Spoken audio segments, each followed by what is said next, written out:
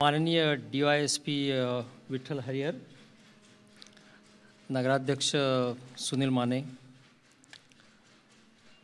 चित्रलेखाताई कदम, विनीता आपटे,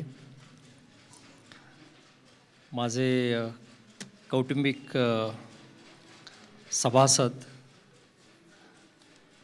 इथे जमलेले रहमतपूरचे नागरिक आणि बंधू भगिनींनो,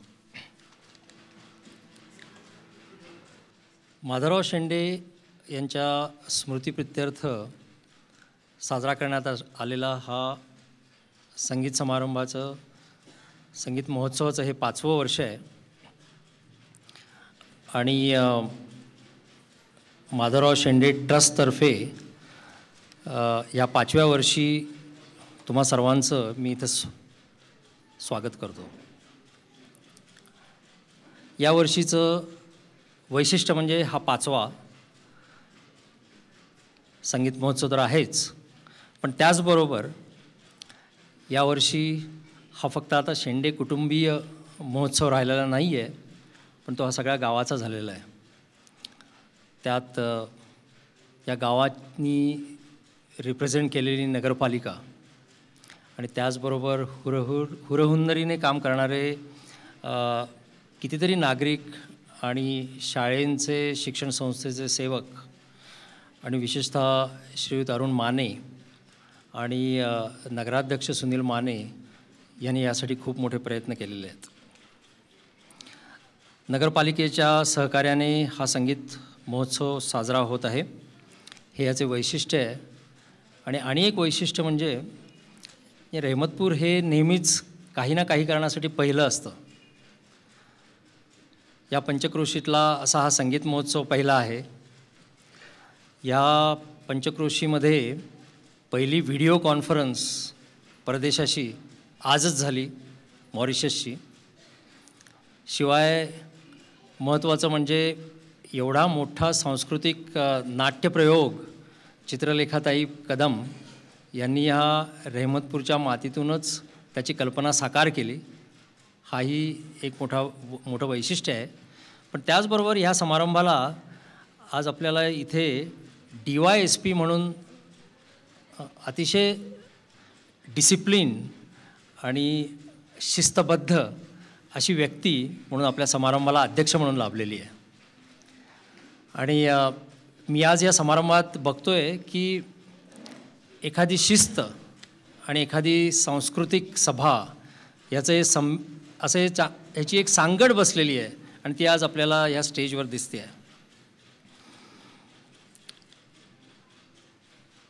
मी वर्षातून साधारण एकदा रहमतपूरमध्ये येतो आणि मला रहमतपूर आल्या आल्या या मातीत संगीत दिसायला लागलं.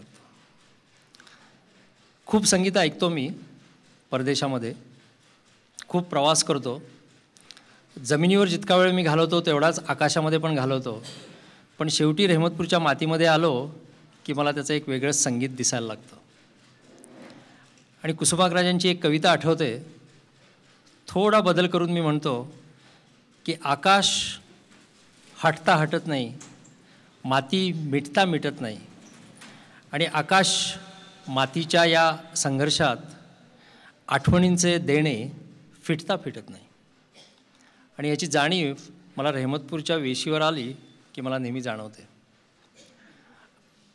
आणि इथे संगीत महोत्सवासाठी काम करणारे श्रीयुत अरुण माने आणि त्यांचे सहकारी विकास पवार हे इतक्या परिश्रमाने कळकळीने झटत असतात, तेव्हा वेशीवर आल्यावर मला दिसायला लागतं की हे फक्त मातीचं संगीत नाही आहे, हे माणसांचं पण संगीत आहे.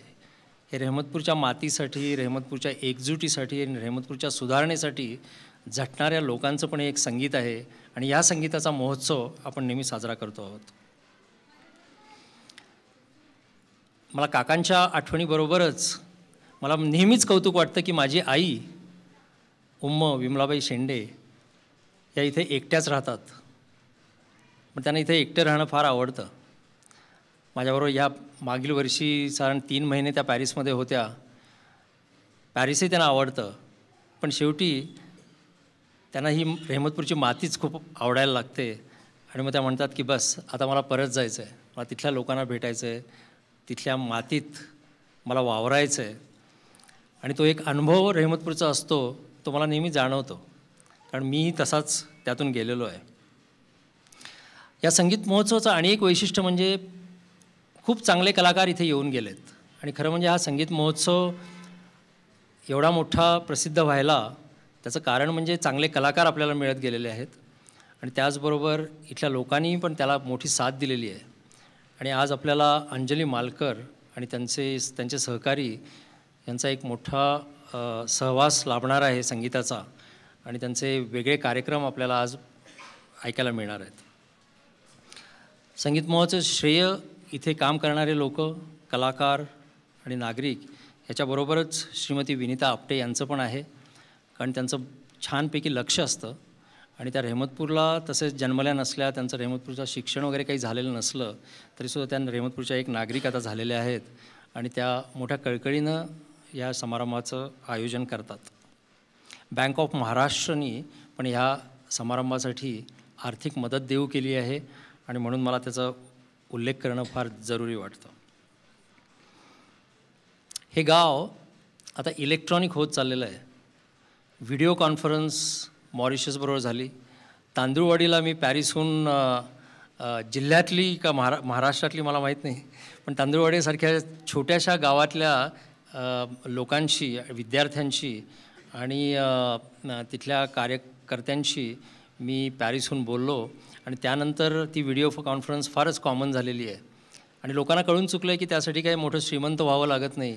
गरिबाला पण व्हिडिओ कॉन्फरन्सवरून जगाच्या इतर कुठल्याही नागरिकाशी संपर्क साधता येतो हे त्या दिवशी तांदूळवाडीहून कळालं, इथं रेहमतपूरहून कळालेलं आहे. आणि या नवीन इलेक्ट्रॉनिक्स क्षेत्रात आणि नवीन टेक्नॉलॉजीचा हा आता फायदा रेहमतपूरकरांनी जरूर घ्यावा. आणि मला निश्चित वाटतं आहे की एक संगीत महोत्सव असा होईल की जिथे आपण इथे व्हिडिओवरून आपण पाश्चात्य कलाकारांची संगीताची आपल्याला इथे ओळख व्हायला लागेल. म्हणजे प्रत्यक्ष इथे येणाऱ्या कलाकारापेक्षाही आपल्याला कलाकार, इलेक्ट्रॉनिक कलाकार आपल्याला इथे दिसायला लागतील आणि असा एक दिवस निश्चितच येईल. माधवराव शेंडे ट्रस्टची आता एक वेबसाईट झालेली आहे आणि आज इथे उद्घाटन झालं सॉफ्टवेअर अकॅडमीचं. श्रीयुत घाडगे आणि त्यांच्या सहकार्याने ते केलेलं होतं आणि तिथे सगळ्या लोकांना ही माधवराव शेंडे ट्रस्टची आपल्याला वेबसाईट बघायला मिळेल आणि इथे जे कार्यक्रम 4 वर्ष झाले त्याचं पण तुम्हाला त्याची झलक त्याच्यामध्ये बघायला मिळेल. शेवटी मला जाता सांगावंसं वाटतं की रेहमतपूरमध्ये जसं हे गाव कल्पनांचं गाव आहे. चित्रलेखाताईंनी कल्पना मांडली शंभूराजेंच्यावर महानाट्य करायचं. अरुण मान्यांनी कल्पना मांडली की इथे IBT सारख्या छोट्या छोट्या उद्योगधंद्यांसाठी जीवनाचं शिक्षण द्यायचं, पुस्तकी शिक्षण देण्यापेक्षा.